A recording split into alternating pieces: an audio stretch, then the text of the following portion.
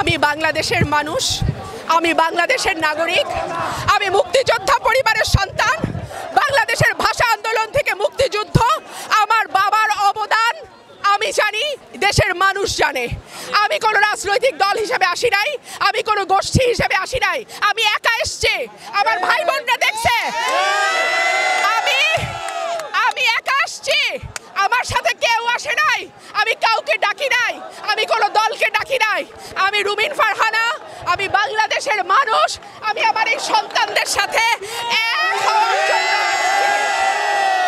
আবু সাইদ আমার সন্তান, মুগ্ধ আমার সন্তান, ওরা আমার সন্তান, ওরা আমাদের সন্তান। ওদের রক্ত বাংলাদেশের মাটিতে পড়েছে। আমাদের ট্যাক্সের পয়সায় যে আইন শৃঙ্খলা রক্ষাকারী বাহিনীর বেতন হয়, তারা আমাদের সন্তানদের গায়ে গুলি করেছে। সেই জন্য আমি আজকে এসেছি।